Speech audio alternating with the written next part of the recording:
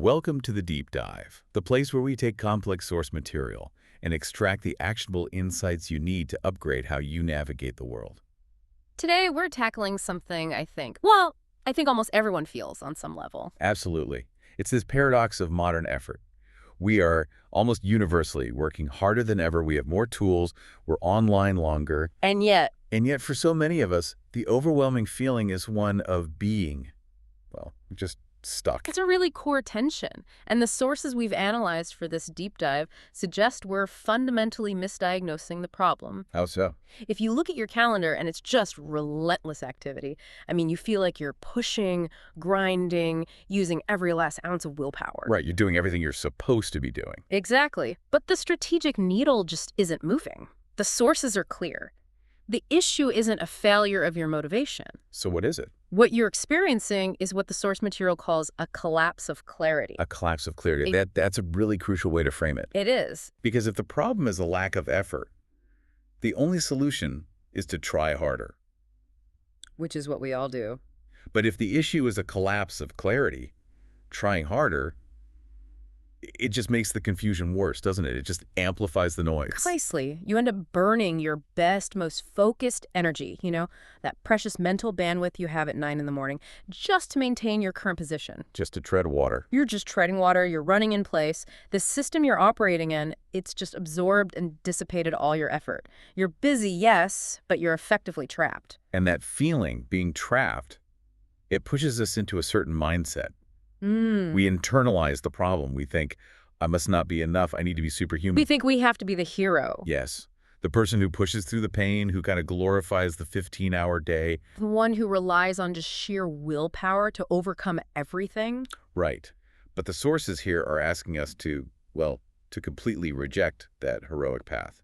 It's a fundamental shift. We need to stop seeing ourselves as the hero fighting this unwinnable structural battle. And instead View ourselves as the architect who designs the terrain in the first place. So we shift our focus from temporary effort to permanent design. That's it. That's the entire mission of this deep dive, to explore this principle of architecture over willpower. Okay, so before we can start building anything, we have to understand what's binding us in the first place. Where does this profound sense of being stuck actually come from? I love how the sources introduce this. It's this beautiful, almost poetic concept. The goal is cutting the threads that bind us. So it's an exercise in seeing the invisible. Exactly. Identifying the invisible constraints that are holding you back. And this isn't just some modern, corporate buzzword. Yeah. The material grounds this in some pretty ancient wisdom. Yeah. It references an old Tamil proverb to make the point. It does. The proverb is, Chinanula namai sirapaduthuvathu, Which means? a small thread imprisons us. And the insight there, which applies so directly to organizations and, to our own personal inertia, Is that it's not one big thing. it's never one big thing. You aren't typically stopped by some massive, dramatic, insurmountable wall. That makes so much sense. Because if it were a giant wall, you'd know what to do. You'd get a bulldozer, you'd find some dynamite. Yeah. The problem would be obvious. The problem would be obvious, and so would the solution. But the insidious nature of modern friction is that it's not a wall. It's a net. It's an accumulated net. It's the invisible buildup of hundreds of these tiny, fine threads.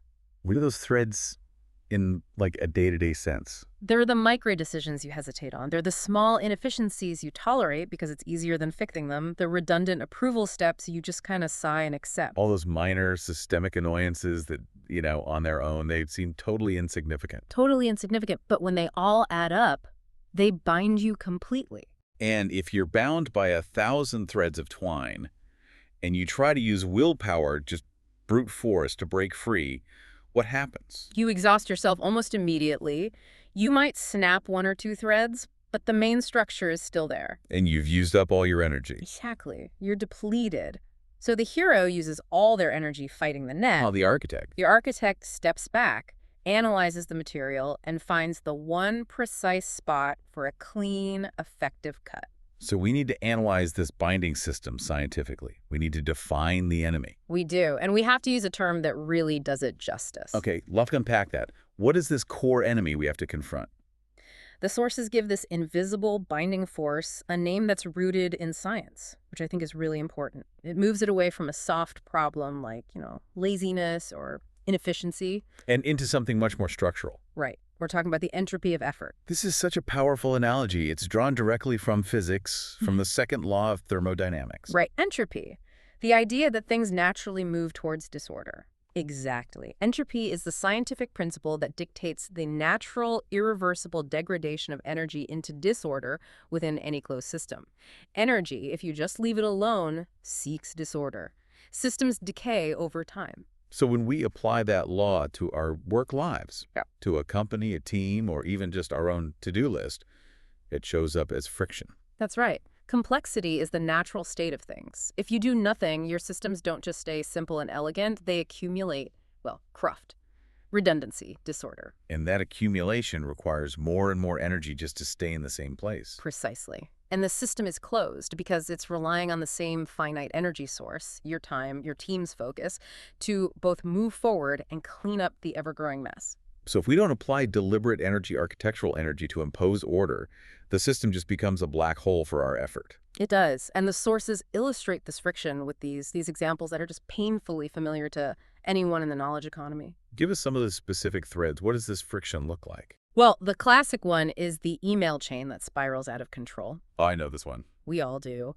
A clear, maybe complex issue is raised, and instead of the high bandwidth action, a 5-minute phone call, a quick virtual huddle, it just drags on for days. You get 12 replies, 8 of them are just thanks or see him so-and-so. And the actual decision is finally made in reply number 13, 3 days late.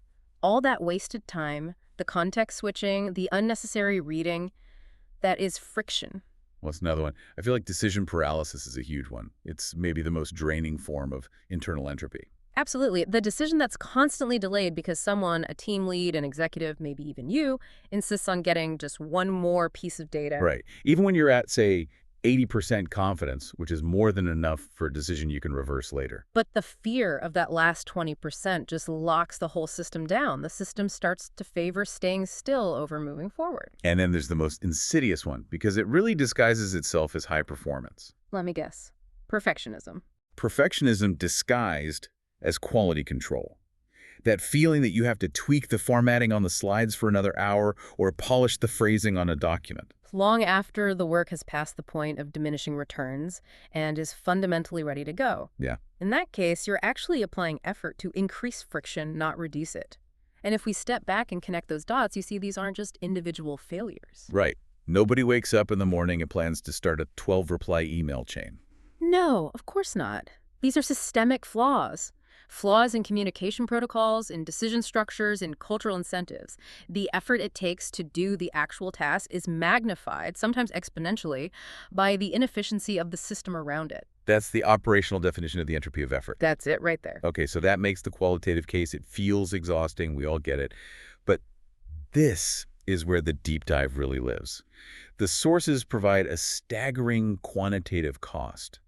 This isn't just an annoyance. No, it's an economic disaster. The scale of the waste it's almost impossible to ignore. We have to look at the data. So what's the number? The annual cost to the economy in lost output, specifically from organizational friction. So time spent on needless bureaucracy, redundant meetings, internal politics, Okay. is estimated at a colossal $3 trillion. $3 trillion. You have to pause on that number. You do? That's not just a measure of money. It's a measure of lost human potential. I mean, think about every single team meeting that could have been a 3-line email. Every approval signature that just added delay without adding any value. All that energy, that time, that intellectual capacity is just burned up. It's heat loss. It's just fighting the disorder in the system. And the sources zoom in on this, right? They look at a specific high-skill area. They do. They highlight software development, where you think efficiency is everything. And they find that the amount of a software developer's time wasted managing technical debt. So like cleanup, wrestling with old code. Exactly. Dealing with poorly designed older systems instead of actually innovating, that number is 23%. 23%. So just to be clear, you hire a world-class engineer, and for nearly a quarter of their time, a quarter of their salary, they're basically doing maintenance, not creation. You're using rocket fuel just to tread water. It's the perfect illustration of how valuable high-skill energy gets diverted away from progress by this systemic friction. The organization is paying a premium for what basically amounts to clerical cleanup. Because the architecture is flawed. And that brings us to the core, kind of uncomfortable truth that follows all this data. The research is absolutely emphatic on this point. Which is? You cannot willpower your way out of entropy. Let's push on that, though, because our whole culture tells us we can. The hero trap says, if I just stay up until 2 a.m., I can overcome that 23% waste and still get my real work done? Right. Why does that hero ultimately fail? The hero fails because willpower is a finite, depletable resource. It's a battery. You have to recharge it every night. But entropy. Entropy is infinite. It's relentless. If your system is structurally broken, if complexity is naturally increasing faster than your daily energy can push back against it, then trying harder just ensures you burn out faster. It's the ultimate unsustainable strategy. Totally. You push through the pain, you solve the immediate crisis caused by the friction. And then what? And then, because you haven't fixed the system, the friction just rebuilds itself while you're asleep, ready for you to fight it all over again tomorrow. Sounds exhausting. It is. The hero path glorifies that suffering. Yeah. It celebrates pushing through the pain, but it only leads to exhaustion. You're solving the symptom, like a missed deadline. Without touching the root problem, like the 7-step approval process that caused the delay in the first place. You're just pushing against this massive, messy wall of tangled threads, and you're believing that if you just strain a little harder, it'll magically untangle itself. It won't. So the big insight here is realizing that structural failure can't be fixed by individual heroism. That's the takeaway. We have to stop trying to be the strongest person in a fundamentally flawed system. And start being the person who redesigns the system itself. Yeah. Okay, so we've accepted the diagnosis, the entropy of effort is real, and the whole hero approach is just a failed strategy. It's a trap. It's a trap. So now comes the mandate. We have to make this fundamental shift. We stop being the hero pushing through the pain. And we start being the architect who designs a way out. The source material provides this really profound, detailed contrast between these two mindsets. This isn't just like a philosophical change. No, it's an operational one. It requires a radical change in your focus, your priorities, and how you even measure success. So let's really break that down. How does the day-to-day life of the hero differ from the architect? The hero's mindset is all about reaction. The hero pushes through friction. They wait for a problem to show up and then they react to it with brute force. They're firefighters. They're firefighters. Their main focus is minimizing the damage of the crisis. Their metric for success is just survival. And they celebrate that, right? The ability to power through a crisis shows how tough they are. It shows their grit. Their calendar is basically dictated by other people's emergencies. The hero looks at a tangled wire and says, okay, I'll spend all night untangling this thing. Their focus is on recovery. It is. The architect, on the other hand, is defined by foresight, by intention. The architect designs to eliminate friction. So they don't wait for the fire. They don't wait for the problem. They pre-solve it by building a better system, what the sources call guardrails. They engineer the environment so the path of least resistance is also the path of strategic progress. So what's their metric for success? The elegance of the outcome, how little effort was required. They celebrate clarity, not struggle. So the architect sees the tangled wire and says, I need to design a storage system so this wire never tangles again. Their focus is on prevention and flow. that's a huge difference. It's everything. When a decision is pending, the hero spends 2 days agonizing over it, debating the pros and cons, just burning mental energy. That's static friction. And the architect. The architect spent 5 minutes last month designing a clear decision framework, who owns what, what's the confidence threshold needed. So when the data arrives, the decision basically executes itself. Which means we have to consciously reject this cultural story that equates struggle with value. Yes. If something was easy, it's not because you didn't work hard enough. It might be because you designed the system so intelligently that it became easy. That is the ultimate goal. The less effort required to get the high-quality outcome you want, the more elegant the system's design. We need to shift the bragging rights from, I pulled a 70-hour week. Wrong. I got the same result in 35 hours because I spent 3 hours last Tuesday simplifying the process. And this brings us back to that powerful mandate from the source material. Yeah. Clarity is not a gift. Clarity is an engineered outcome. I love that line. It's so good. Because we so often wait for clarity, don't we? We wait for the fog to lift, or for the perfect data to arrive, or for inspiration to strike. And that waiting is just more static friction. It's a form of paralysis. When you treat clarity as a passive gift, you're stuck in that reactive hero mode. But when you treat it as an engineered outcome, You immediately shift into a proactive, generative role. You start building the structure that forces clarity to emerge. It's a design task, not a waiting game. I think that shift in perception alone is transformative for anyone listening. If you're waiting for the perfect time, you're a hero. If you're building the structure that makes progress inevitable, you're an architect. Exactly. We have to be done glorifying the grind. The new celebration is for the intentional design of systems. Systems that make progress inevitable. Inevitable, because you've intentionally stripped away all the unnecessary friction that was eating up your energy.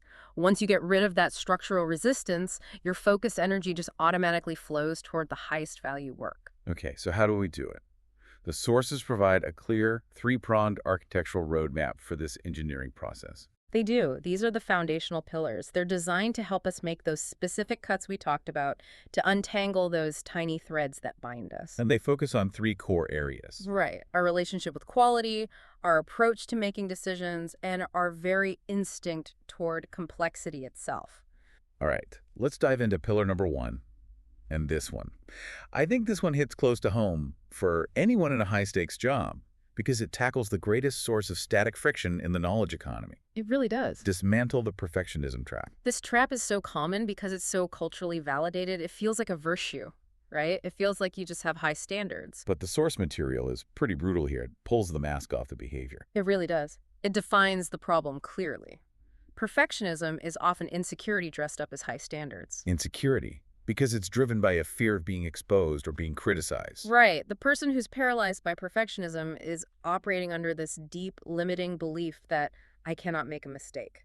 And that is the core binding thread right there. It is. The higher you perceive the stakes, the more terrifying the risk of an error becomes, and so the longer you delay actually shipping the work. And that delay, that endless internal debate, it leads directly to analysis paralysis. Exactly.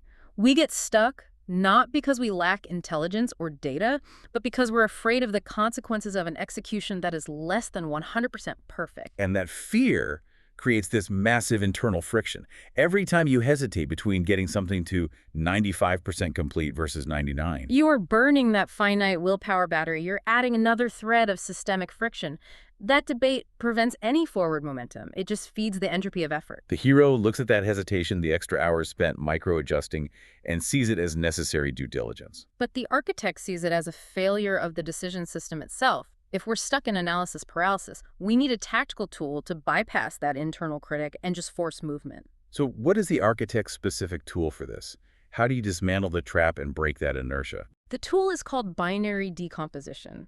It's a simple concept, but it requires this ruthless intellectual honesty in that moment of paralysis. Okay, let's walk the listener through how to apply this. Yeah. Because it's a very specific, almost atomic intervention for when you feel completely overwhelmed by a project's complexity. Okay, so imagine you've got a massive report due.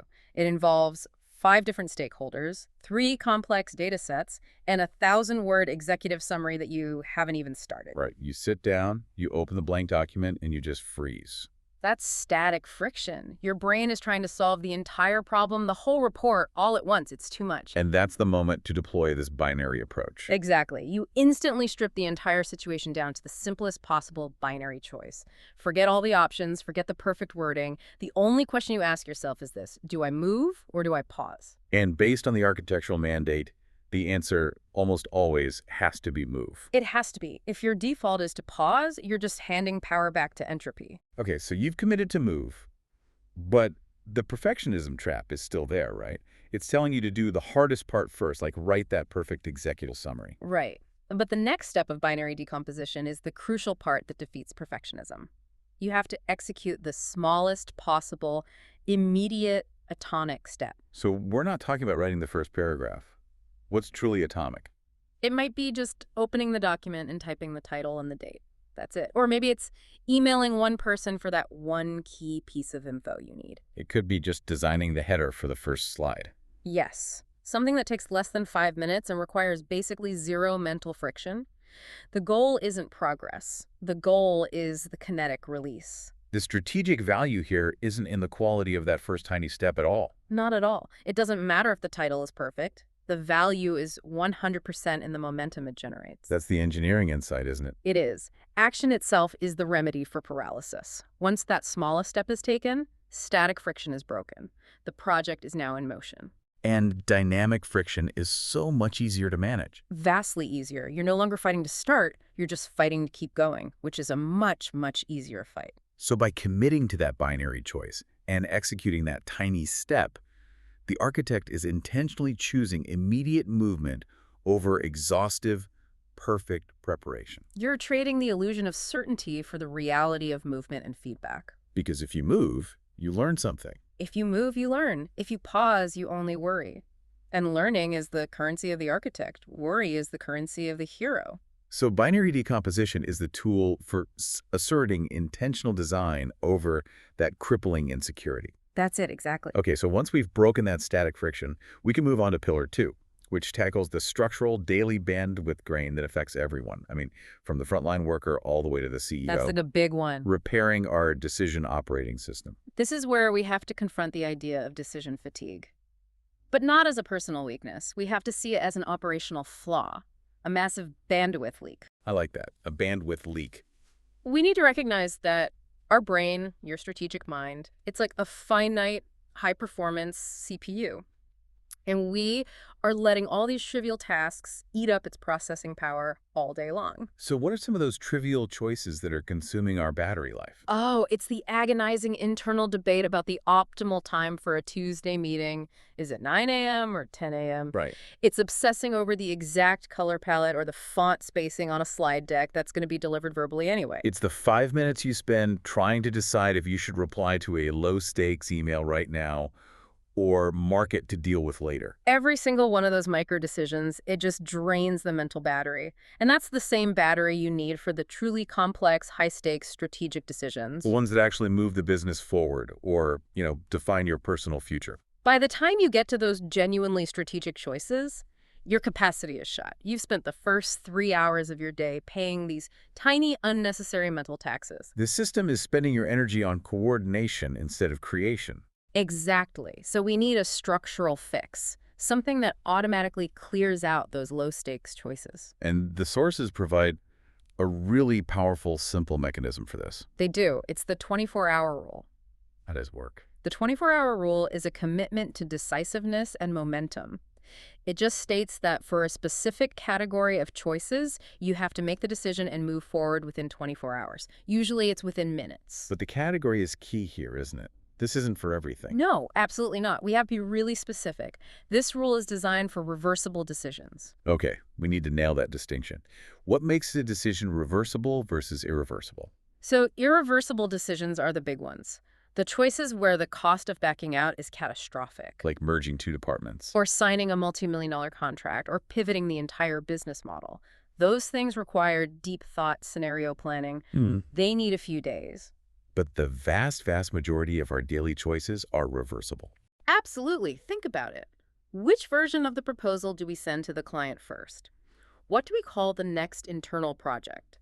Which vendor platform should we trial for the next quarter? Things where if you make a 70% correct choice, you can fix the other 30% later at a pretty low cost. At a minimal cost. And the objective of the 24-hour rule is to stop paying interest on the debt of indecision. Okay, I have to push back on that a little bit. Isn't there a risk that by rushing a decision, even a reversible one, you just create more cleanup friction for yourself later on? That's a crucial question. And the architect accepts that trade-off, but frames it differently. How so? They recognize that the cost of delay, which you pay in lost time, depleted bandwidth, stalled momentum, is almost always higher than the cost of making a minor correction down the road. So the delay itself is the more expensive option. It is. The delay keeps the organizational friction running, whereas movement generates feedback. Movement gives you new data. Stasis just gives you theoretical worries. Precisely. Movement is intrinsically valuable. The architect understands that a decision made today, even if it's only 70% correct, gives the entire team a full 24 hours of forward progress and data collection that the system would have otherwise lost. So the 24-hour rule clears out the low-stakes choices to preserve our mental capacity for the big stuff, Exactly. It clears the decks. And that prepares us for Pillar 3. which is the ultimate anti-entropy intervention. It really is. Pillar 3 asks us to move away from what the sources call addition sickness. And to embrace the radical act of subtraction. Addition sickness. It's the perfect label for our collective disorder, isn't it? It really is. When we see a problem, our instinctive response, organizationally and personally, is to solve it by adding something new. We add a new rule. We add a new required meeting. We implement a new software tool to track the outputs of the new meeting, which itself then requires training and maintenance. And it just keeps building on itself. This constant addition is the definition of the entropy of effort. And what does adding a new layer do? It just adds more threads to that web of friction. It increases complexity, it requires more compliance checks, and it slows down the very people who are just trying to get work done. We're constantly solving local problems by creating global complexity. That's a great way to put it. The hero, trying to solve a quality control issue, adds 3 new required sign-offs to a process. And the architect. The architect sees that those 3 sign-offs will just delay 98% of projects for no reason. So they go find the source of the quality problem and eliminate the need for the sign-offs entirely.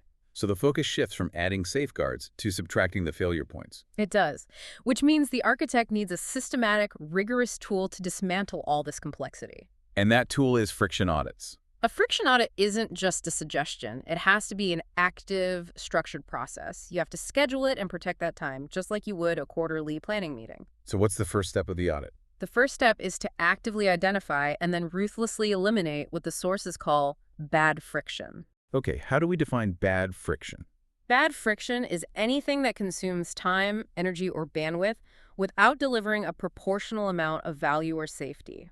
You have to look at every standard operating procedure, every recurring meeting, every mandatory sign-off, and apply this brutal economic lens. So you ask, is this delivering $1 of value for the $10 of friction it's costing us in time and attention? And if the answer is no, it has to be cut. The source material suggests starting with all those recurring status meetings that could easily be replaced by a simple one-page update document. That is classic bad friction. But the sources are clear here. We're not trying to eliminate all friction. No, not at all. That would be chaos. We have to protect good friction. And good friction is. Good friction is essential friction. These are processes that are critical for the non-negotiables. Safety protocols on a factory floor, necessary regulatory compliance steps, core quality control checks that prevent catastrophic failure. You challenge everything else, but you rigorously protect the threads that hold the system together constructively. Exactly. And then comes the final, most powerful architectural mandate from the sources, the thing that puts a structural check on complexity forever. And that is? If we add a new process, we must subtract an old one. Oh, that's genius. It is, because it ensures the system can't grow infinitely complex. It forces you to make intentional trade-offs. You have to justify the value of the new thing against the cost of the existing thing you now have to give up. Right. If you want to add a new tracking metric, you have to identify a current metric that's being retired. This forces the organization to constantly prune its own complexity. Which prevents it from collapsing under the weight of its own history. Which is exactly how the entropy of effort thrives. By embracing subtraction through these audits and the add-subtract mandate, we're continuously engineering for clarity. So these 3 pillars, binary decomposition, the 24-hour rule, and friction audits, they are the definitive tools for asserting that intentional design over the brute force of willpower. That's the toolkit. So once we've designed our system to reduce all this internal friction, we still have to acknowledge that external friction, it's always going to exist. Challenges are going to happen. They are. The world is unpredictable. So we need a system that ensures we don't just recover from those challenges, but that we actually get better because of them. That's the shift the sources call for, moving from just bouncing back to a state of constant systemic improvement. The goal isn't to get back to the suboptimal place you were before the crisis hit. The goal is to build forward. To build forward with what the sources call learned resilience. Learned resilience.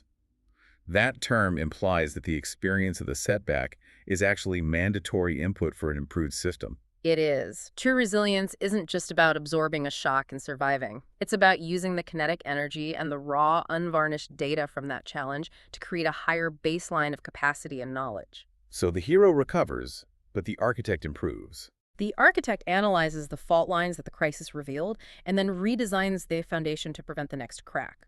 We don't just recover, we fundamentally improve the system itself. It sounds like a systematic, almost algorithmic approach to turning failure into foundational progress. So what's the mechanism? How do we do that? The sources provide a very structured six-step process for turning setbacks into strength. They call it the TH-RIVE loop. It's the engine for transforming challenges into forward momentum. So it ensures the learning isn't just optional or informal. It ensures it's an engineered part of the recovery process. Okay, let's walk through this loop step by step, because the intentionality of each one seems really key. Step 1 is immediate engagement. T is for tackle the issue. You don't deny it, you don't postpone it. This honors that move principle from binary decomposition. A crisis hits, you engage with the immediate tactical problem. Okay, makes sense. Step 2. H is for hypothesize a solution. You need a working theory about the best, fastest, most resource-efficient way to move forward right now. It's not the perfect plan. It's the best reasonable 80% guess based on the data you have. So it's about committing to a direction. Exactly. Step 3 is action. R is for reach for an outcome. This means you put the hypothesis into immediate action and you pursue a measurable result. This is the movement phase. And step 4.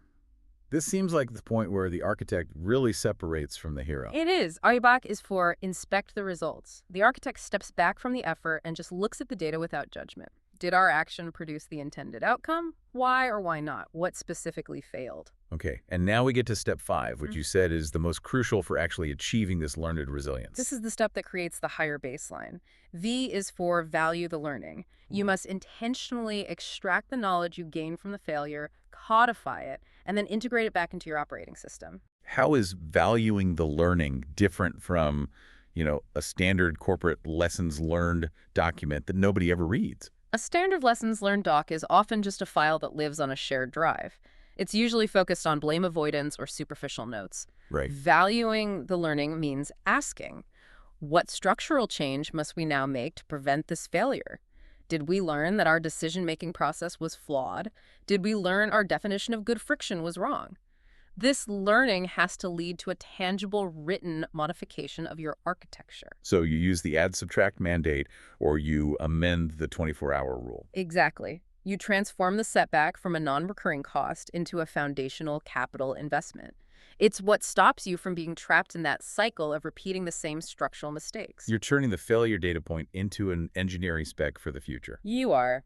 And finally, step 6. E is for energize for the next cycle. The reset. It's the reset. By valuing the learning, you've now reduced future friction, you've increased your capacity, and you can proceed with renewed, smarter energy. You move forward knowing your system is inherently better than it was before the setback. Because you deliberately redesigned it. The TH-RIVE loop is the ultimate feedback mechanism. It integrates that architectural mindset by engineering momentum directly out of a crisis, ensuring every single challenge contributes to a higher standard of future performance. It's the proof that architecture over willpower is a philosophy of continuous improvement, not just damage control. That's it in a nutshell. Yep. Hashtag Yeah. tag outro. So this deep dive has really provided a necessary confrontation with the true nature of modern friction, this entropy of effort, and the staggering cost of just relying on that hero mindset. And we've made that philosophical shift, haven't we? To embracing the mindset of the architect and recognizing that clarity is a design project. We detail the 3 foundational pillars for engineering that clarity. Dismantling that static friction through binary decomposition. Improving our efficiency by repairing the decision operating system with the 24-hour rule. And implementing systemic simplification through friction audits and that powerful mandate of subtraction. And finally, we saw how this whole mindset translates into continuous growth through learned resilience and the systematic application of the TH-RIVE loop. The overwhelming central message here just remains so clear. The greatest power you possess isn't in fighting the struggle with raw effort. But in deliberately designing the system to eliminate the struggle entirely. You're not lacking motivation. You're just operating within an environment of increasing unnecessary complexity, And the time you spend intentionally designing the structure, cutting the wrong threads, setting up new guardrails, that time is paid back tenfold. By the elimination of daily friction and the massive reduction in the effort required for strategic progress. Absolutely. So what does this all mean for you listening right now? The journey of the architect doesn't begin with some 100-page strategic plan. It begins with a single deliberate cut. It does. And the source material leaves us with this powerful, provocative question. It's a challenge for immediate atomic application. What is the first small thread you're going to cut? Look at your workflow today. Find that low-stakes decision you've been putting off, or the meeting you attend just out of habit, or that unnecessary approval loop that just drains your team's energy. Find that smallest, most binding thread. That's it. That one deliberate cut is the beginning of your new architecture.